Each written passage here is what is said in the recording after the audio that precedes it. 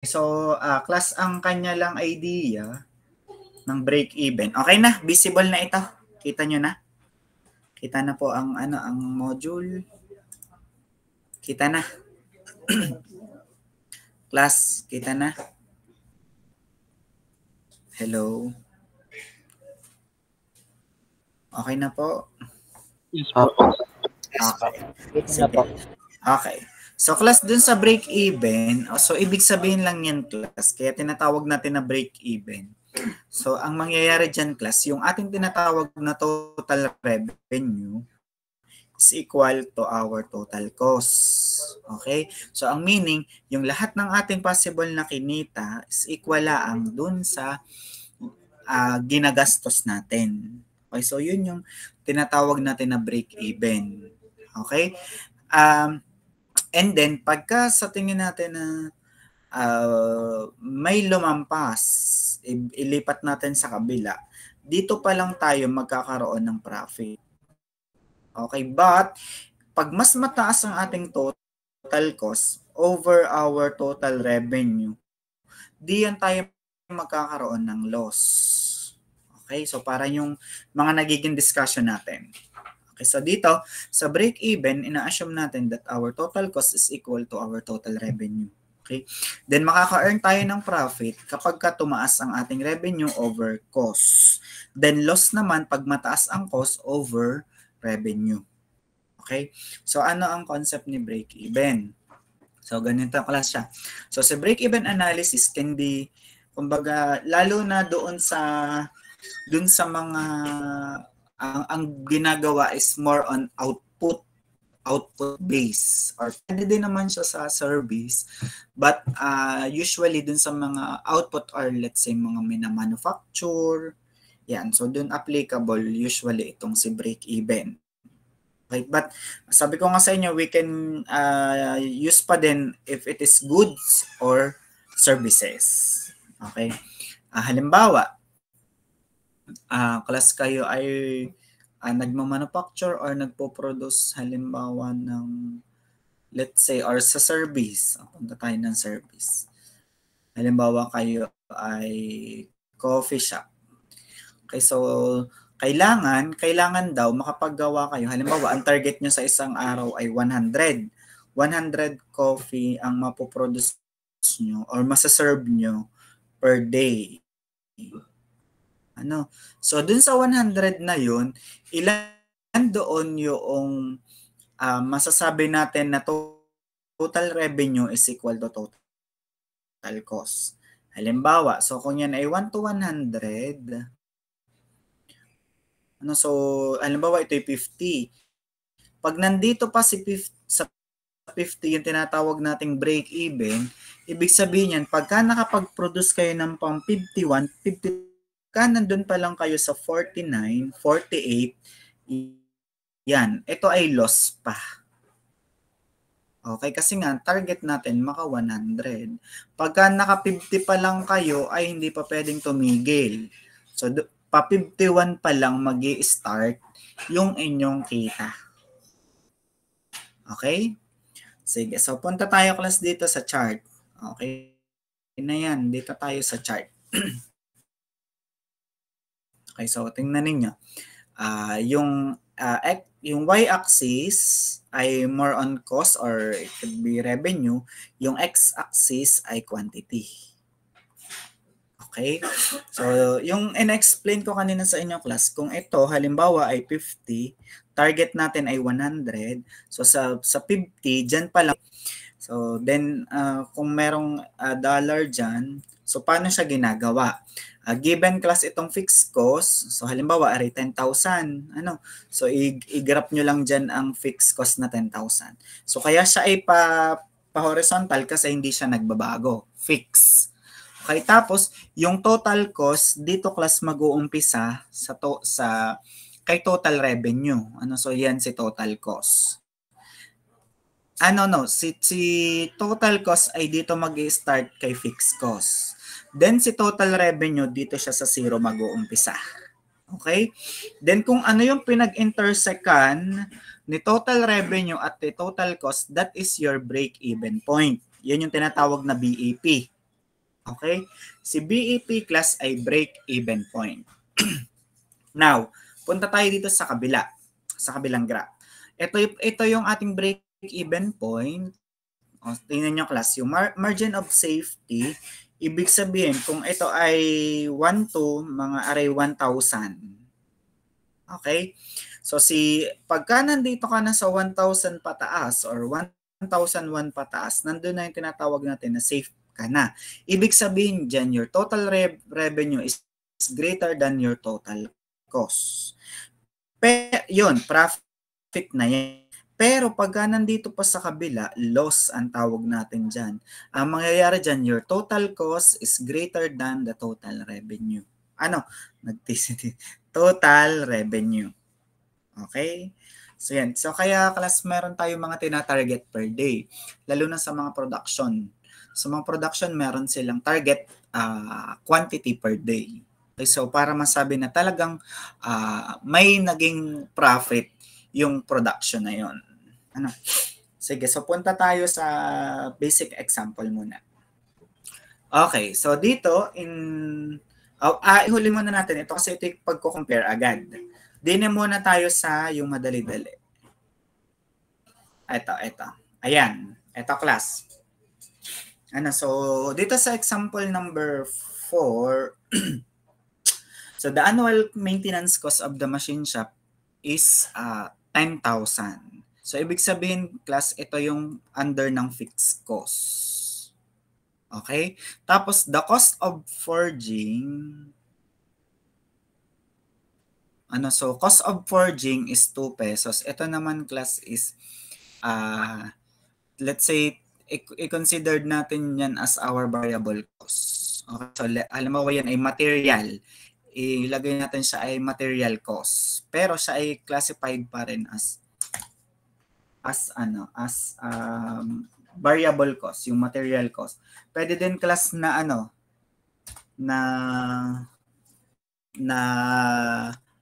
direct labor, basta class yung possible magbari. So the cost of making a forging, so hindi na sinabi kung kasama ba dyan ay material, labor, basta $2. Basta $2. Okay? Then the selling price natin siyang pinapagbenta is 3 peso or $3. Okay, so ngayon, ang tinatanong, ilan daw quantity ang pwede nating ma-produce in order to break even?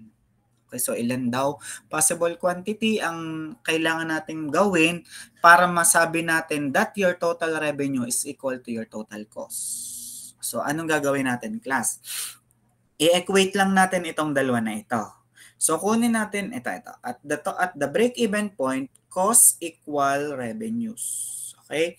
So doon muna tayo sa cost. So tandaan nyo lang class, ang cost equals your fixed cost plus variable cost multiplied by the number of unit.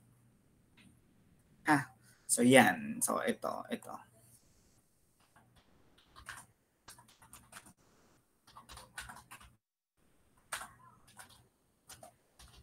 Wait lang class, meron lang concern.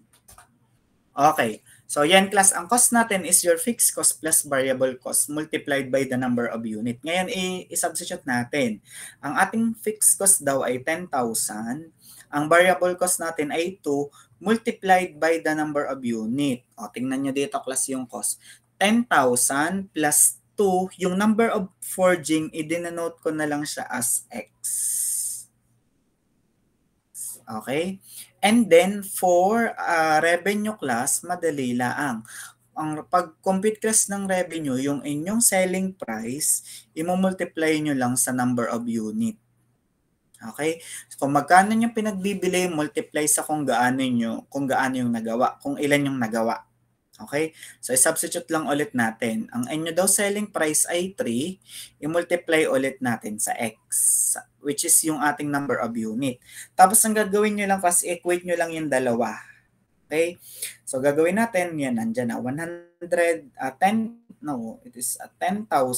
plus 2X equals 3X. Makukuha nyo na yung value ng X. So, ilipat nyo sa kabila ito, ilipat nyo. So, magiging 3x minus 2x, kaya x na lang yon. So, x equals 10,000. So, ibig sabihin daw, kailangan daw nating makapag-produce ng 10,000 forge per year, yung forging per year, para masabi natin na total na break-even si cost at si revenue. Okay, so ganun lang siya. Combine nyo lang yung parehas na value.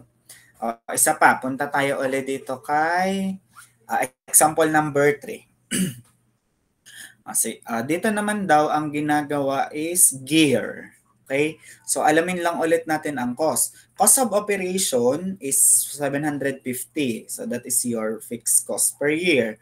Cost of manufacturing is 1.35. So ito yung variable cost. And the selling price is 7.35. Di ganun lang ulit. Your total revenue is equal to total cost. Substitute nyo lang ang revenue. Pagka sa revenue, nakukuha natin yan, yung unit price multiplied by the number of unit.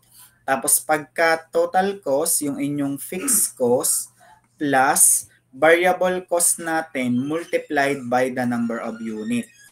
Okay? So, ilipat lang natin yung kabilang x. 7.35x minus 1.35x. Anong sagot din eh? Equal 750,000. Ilan yon? 6. Anong sagot dito? 6. 6x. Tama ga? 6x equals 750. I-divide nyo sa 6, i-divide nyo sa 6. Makukuha nyo na yung break-even na x. Sige nga, ipakompute nga ako. X, ilan yon? 125, tama ba? 1,000 po, opo. Tama, 125,000. Yes po. Okay, tingnan natin kung tama.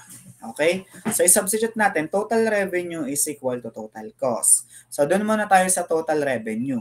Equals, ang selling price per unit ay 7.35. I-multiply nyo sa 125. Pa-compute nga ako na rin kung magkano.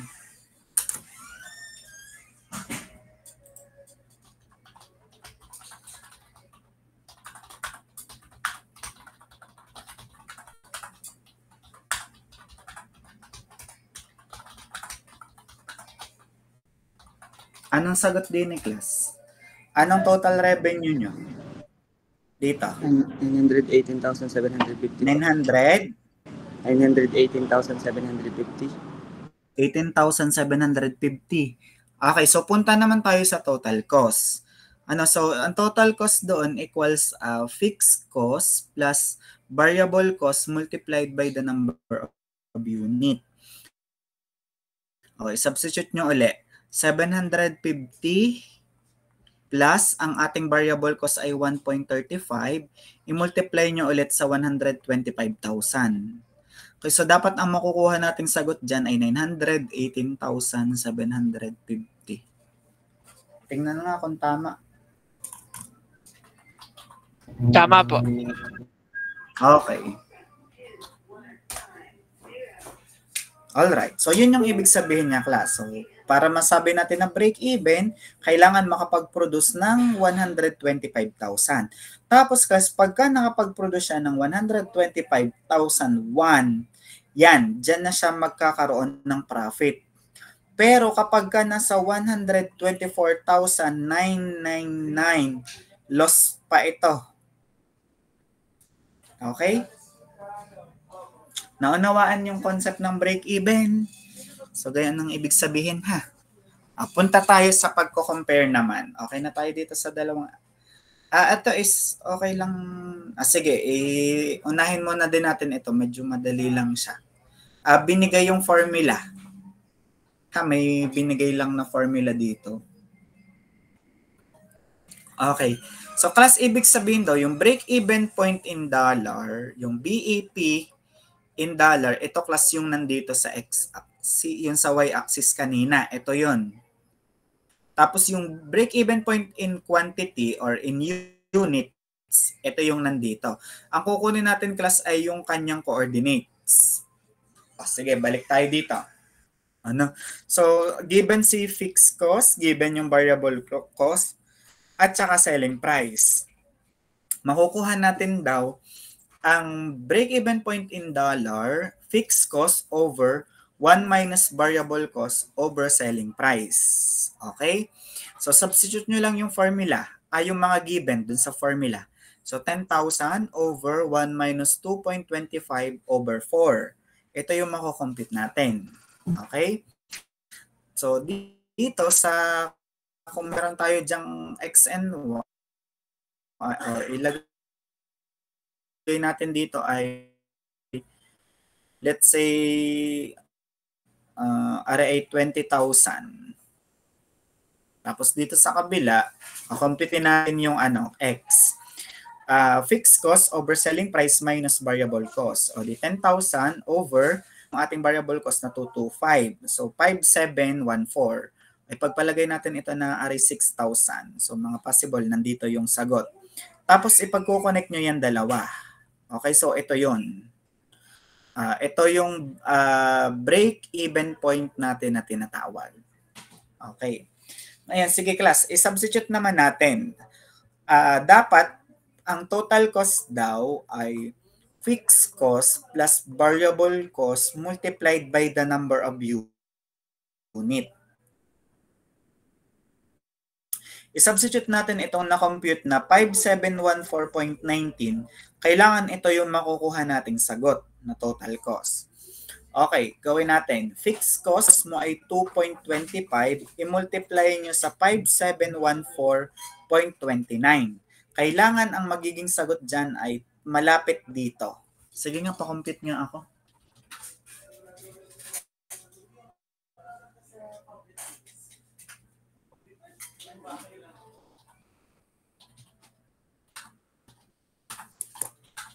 Anong sagot, class? Tama. Tama po.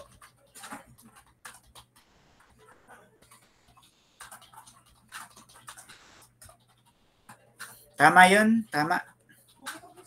Anong sagot din eh? 22857. Saktong 14 or anong sagot? 0.15 po. 0.15. Okay. Pero at least kalapit. Ano? Okay. Ayun. So, ganun ang pag-compute. Yung makikisuyo ako na rin. Pa-send naman kay Digital. Sa email na lang.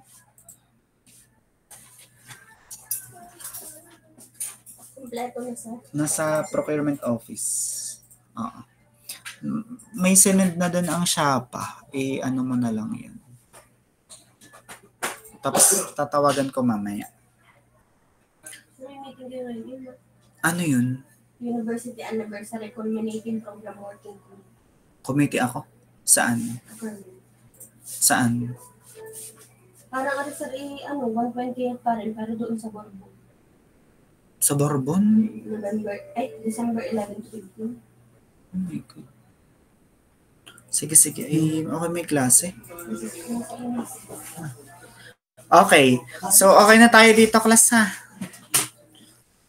So, pwede kayong gumamit ng formula or pwede din, ito class yung number of units, ha? Pag units, ito namang isa ay total cost. Okay, so maalin, pwede itong formula or pwede kayong mag-equate na lang katulad ng ginamit natin dito. Okay? Sige, punta naman tayo sa comparing. Ano magko-compare? Okay. So, it is machine A versus machine B. Makikicharge ako. May ano pa ba dyan?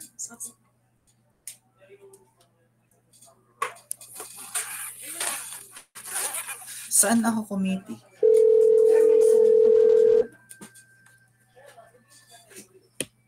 Okay. So class, punta tayo dito ha. Comparing alternative tayo, A versus B. So kunin muna natin ang mga given. So si machine A daw will cost 50,000 which will last for 3 years and 10,000 salvage value. On the other hand, si B ay 75,000 which last for 6 years with no salvage value. Then A can produce a part in 18 seconds and B for only 12 seconds per part. The hourly cost of operation for A is 38, for B is 30. Monthly maintenance cost is 200 for A and 220 for B. Now, if the interest is 25%, so determine the number of part per year which are they economically equal. So aalamin daw natin yung number of parts na yung dalawang machine na yun ay parehas ang cost.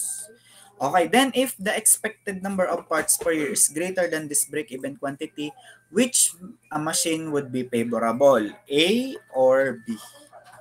Okay, so punta tayo sa computation.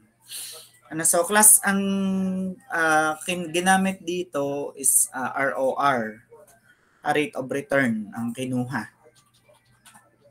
So kaya ginamitan natin using ROR. Okay? So dun muna tayo sa depreciation. 'Di ba pag ROR ginagamitan natin ng depreciation. Computein niyo lang ulit. Sinking fund method ang gagamitin natin. Ang annual depreciation ay first cost minus salvage value times I over 1 plus I raised to L minus 1. Okay? So substitute nyo lang yung depreciation ni A, then depreciation ni B. Ito yung kanyang mako-compute. Substitute nyo lang yung mga given. Let's say kay A. So anong original cost ni A? 50 minus may salvage value na 10,000. Multiplied by I ay 0.25 over 1 plus 0.25. Gaano katagal magagamit daw ay 3 minus 1. So makukuha nyo na. Dapat ay ito ang sagot. Then kunin nyo si B. Maintenance, paano naging 24 at 26,400? Ano ba yung sabi sa maintenance? Ang maintenance daw ay 200 monthly. O di times nyo lang sa 12 para maging yearly. Okay? Tapos yung 220, times nyo ulit sa 12 para maging yearly. Ito ang sagot niya. Ngayon, punta tayo sa operation. 0.19 at 0.10. May N pa. Bakit kaya? I-represent natin yung N as the number of unit. Saan ang galing yung 0.19? Punta muna tayo kay A. So ano daw ba sabi kay A? Si A daw kayang mag-produce ng part na 18 seconds ang isang part. So 18 seconds niya nagagawa. Tapos ang kanyang cost of operation is 38 per hour. So ang gagawin natin, i-convert natin into R, si 18 seconds. Okay? So, ilan yon? I-multiply natin ng 3,600 ay 1 hour. Tapos, 38 per hour. Makakancel ang R. So, matitira na lang 18 times 38 over 3,600. Anong sagot din eh?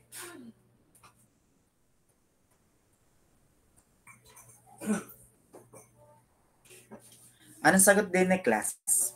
Tamang 0.19. And denotes yung ating part ha. Yung number of parts yung ating hinahanap. Kasi naka-per part tayo dyan. Okay? Yung kabila naman. Yung kabila daw, nakakagawa ng 12 seconds. Tapos good ang bayad daw ay 30. I-divide nyo lang ulit ng 3,600. Okay? Equals ano yan?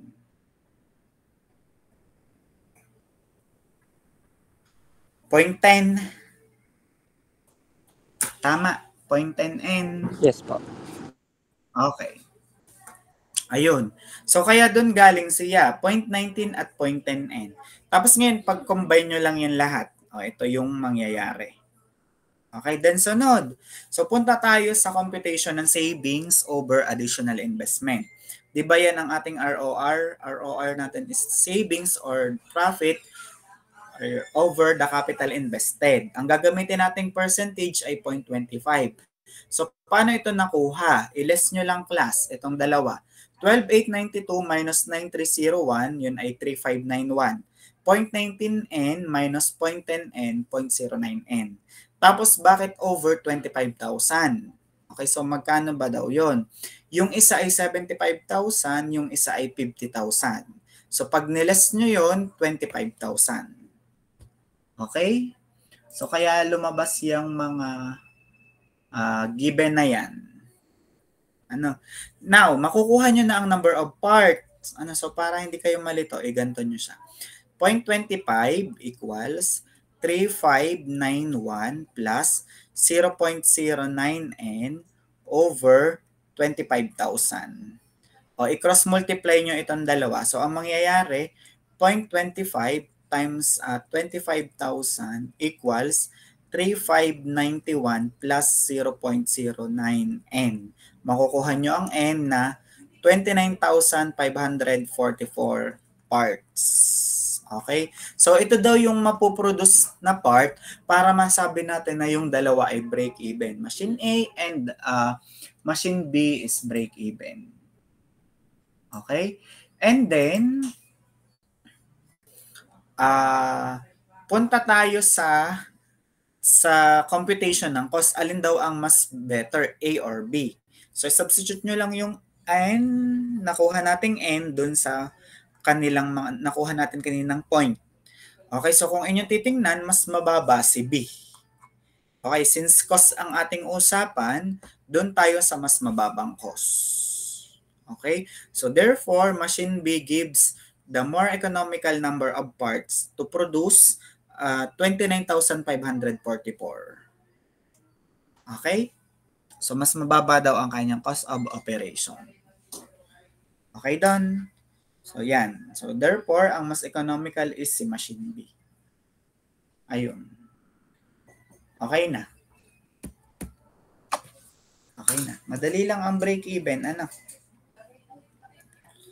Okay na. Okay. So, okay na dun, class. So, hanggang doon ang ating final examination. Hanggang break-even. Okay, punta na tayo sa final requirement para okay na ga, wala nang tanong, wala nang clarification sa module. So nakahabol naman tayo hanggang module number 9. Yun kasi class 10, 11 and 12, yun ay dealing with with uncertainty, risk. So yun ay more on pang industrial engineering na. Yun ay mga state of nature, possible alternative. And then yung mga weight factor, so hindi na ganun ka-applicable sa inyo. Okay? Sige, punta na tayo ng final requirement.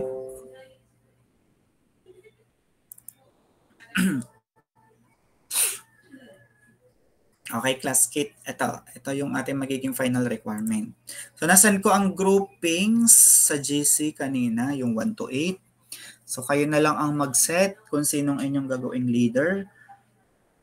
So ang leader is hindi sa kanya lahat nakaatas ang gagawin. So, siya ay para kumbaga maging representative or mag-facilitate ng inyong gagawing project. Okay? So, anong magiging concept? So, ang gagawin natin, class, so halimbawa kayong 5, so mag-a-assume tayo na kayo ay member or kayo ay may isang business or merong isang corporation or let's say meron kayong partnership. So kayo na ang bahalang mag-decide kung anong gusto nyo. Kung halimbawa kayo ay consultancy, kung kayo halimbawa ay manufacturing, kung kayo ay servicing, o kayo nang bahala. Mamaya bibigyan ko kayo ng sample. Pero for viewing lang yung sample. Okay? So mag-a-assume na doon na kayong 5 halimbawa ay wait lang. Hello po. Yes po, ma'am. Apo. Yes po.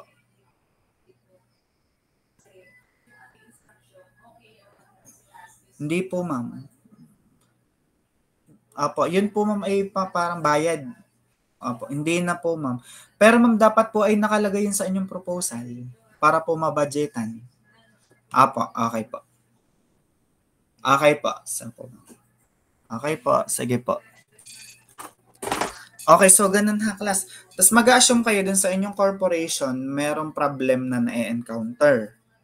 So mamaya ibibigay ko kung ano yung mga possible problem. Alright, so discussin natin itong final requirement. First introduction, so ilalagay ninyo ano yung history ng inyong company kahit kayo mag-assume lang kung paano nabuo yung inyong company. Okay, so lagyan nyo ng mga organizational chart, vision, mission, core values, tapos kung anong kayong forms ng ownership, kung kayo corporation, partnership. Okay, then ano yung product or service na inyong ino-offer. Okay, then ano yung problems na na-encounter nyo today. So mag-a-assume lang din na meron kayong na-encounter na problem. So anong mga possible pumasok. So pili kayo dito sa tatlong ito. Evaluation of single project. So halimbawa, yung inyong company ay nagkaroon ng isang project proposal na kayo ay nag-bid. Tapos ngayon, i-assess nyo yung inyong naging bidding, kung anong magiging revenue, anong magiging kita, anong magiging cost. Tapos syempre, i-apply nyo ng method. Ano yung mga method na ginagamit natin sa evaluation ng single project. Let's say ROR, annual work, present work, future work, payback period. Ayan. And then for replacement analysis, so let's say ang inyong company ay merong papalitan na equipment, or is it whether to replace or to repair by new one. Okay? So yon, doon tayo mamimili. Ano kung pwede siyang i-repair or pwede nang bumili ng panibago o kaya naman ay mag-e-enlarge, magko-construct ba ng panibago. Yan. So yun yung pwedeng pumunta sa replacement analysis. Then sa purchasing ng new equipment, bibili na. So dito naman papasok yung comparing alternatives. So halimbawa, bibili ng PC set. O di may mga alternative kayo doon. Let's say apat na shop, iba't ibang price. So depende sa inyo in purchasing a new equipment. Okay? Then part 2, ano yung mga methods of evaluation yung gagamitin? So hindi kasama class itong present economic study. Or pwede nyo naman ding isama, kaya lang ang i-analyze nyo dito is kung ano yung current. So pwede naman dito na hanggang break-even na lang. Okay, so wag nang isama yung present economic study. So pili lang kayo kung alin ang sa tingin nyong applicable sa inyong gagawin. Let's say, ang napili nyo ay evaluation ng single project. O dito lang kayo applicable kay A. Kung ang napili nyo ay purchase ng new equipment, so pwedeng pumasok doon yung replacement analysis and comparing alternative. Okay? Or kung gusto nyo din, pwede nyo din namang isama si break-even and cost-benefit. So pwede naman kahit alin dyan. So sa pagdami ng applicable na method, ay di sa pagganda ng final requirement. Okay? Then analysis and result. So, based dito sa mga pinresent nyo yan, parang dito sa part na ito, sasabihin nyo lang paano mag-evaluate. Ano yung decision. Dito pa kayo mag-show ng inyong computation sa analysis and result. Okay, ipapakita nyo dyan yung inyong mga possible computations. Then, conclusions and recommendations. So, ano yung pwedeng i-conclude based doon sa inyong mga naging result. So halimbawa, therefore, ang pipiliin namin ay halimbawa si machine A. So ilalagay nyo dito sa conclusion and recommendation. Then appendices, kapag may mga kinuha kayong costing, kasi syempre mag-a-assume kayo dyan ng mga costs. Halimbawa, salvage value, maintenance cost, fuel expenses. So dapat mag-provide kayo ng kailangan pag nag-assume kayo is yun namang malapit na sa realistic or makatotohanan naman. So mamaya magbibigay ako sa inyo ng example na assumption na medyo mali. Okay? Sunod. Ayan. Rubric. Madali lang ang rubric.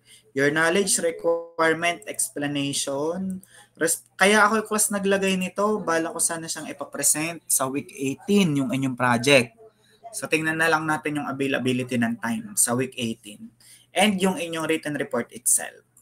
Okay? So papakitaan ko kayo ng sample project. Ito. Dapat talaga class, ang gagawin ko ay business proposal. Kaya nga lang medyo limited na yung ating time. Madaming part ng business plan. Kaya ganito na lang ang ipapagawa ko. Okay? So, eto, tingnan nyo. Ito yung ginawa lang din ng mga estudyante ko noon. So, yan. Nakalagay dyan yung pangalan ng kanilang company, even the logo, kung saan located. Pero ito class naman ay ano lang, more on assumption lang tayo. So, construction supply ang kanila kasi ito yung mga civil engineer. Okay. So, punta tayo sa kanilang ginawa. Tingnan ninyo. For the introduction, name of company and its history. Ayan, nilagay yung logo, tapos saan nag-originate, paano nag-come up sa business na yon. Merong mission statement, may vision, pwede maglagay kayo ng core values, and then type of company, so siya ay under construction supply. Tapos forms of ownership, kinlassify nun as yung kanila ay partnership. Okay? And then nag-present din sila dyan ng organizational chart. Ayan. Sino ang namumuno, sino yung mga may ibang participation, subordinates. Okay? And then, in-explain lang nila dyan who will be the owner. Ayun, class. Ito, yun lang sila nagka-problema dito. Kung kayo ay partnership, kailangan pantay-pantay kayo. Same kayo ng, di ba yun ang usapan natin, same kayo ng inyong ini-invest. Okay? May natawag. Kasi ako. Okay?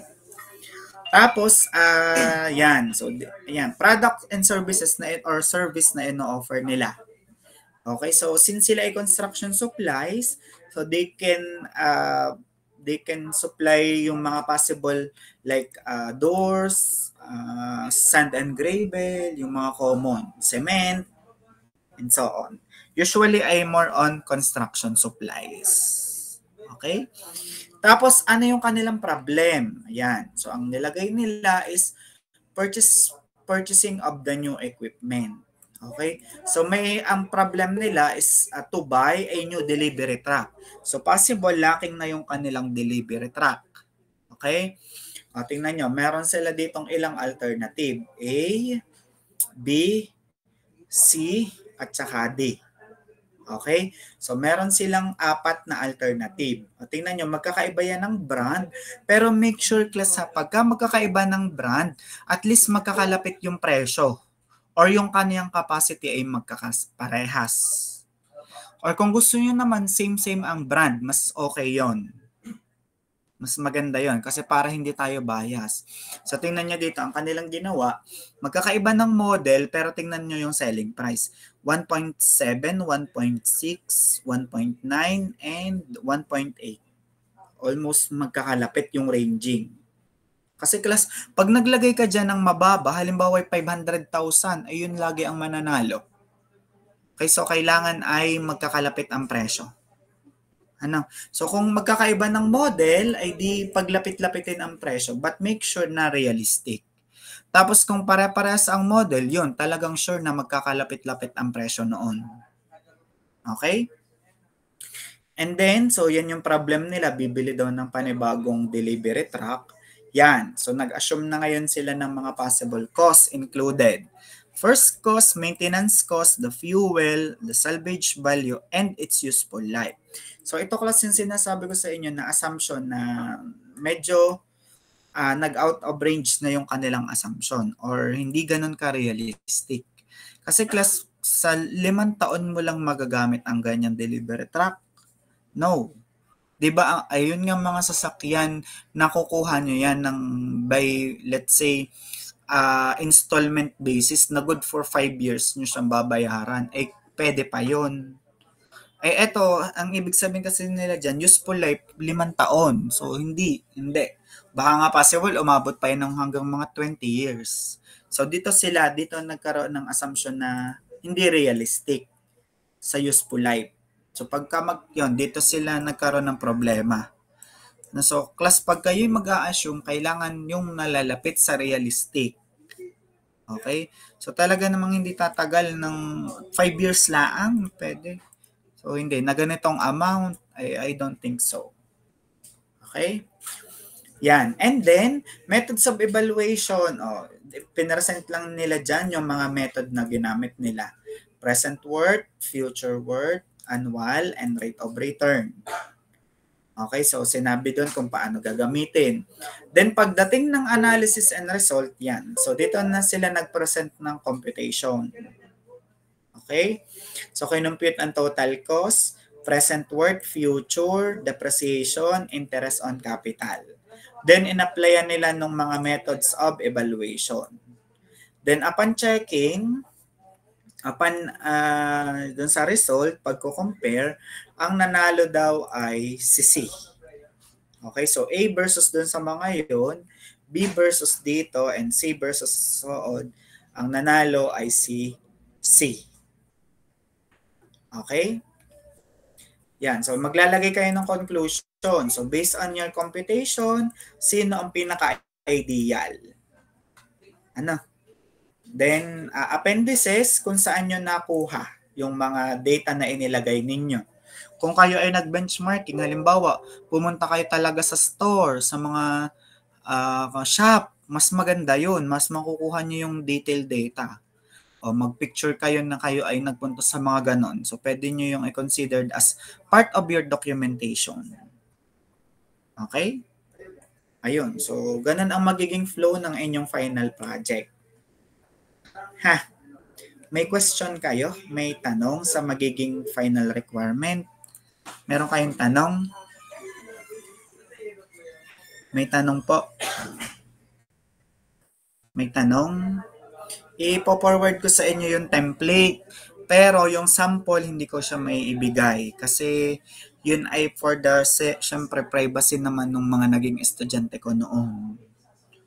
Okay, so na-show ko naman sa inyo ang sample ay at least meron kayong idea kung paano siya gagawin. Okay, submission. Submission ay sa week 18. Week 18 ang submission. Isa-set ko na lang kung anong date, kung ipapapresent ko or ano. Basta ready na lang. Hindi ako basta ang tatawagin ko na magpipresent ay hindi leader.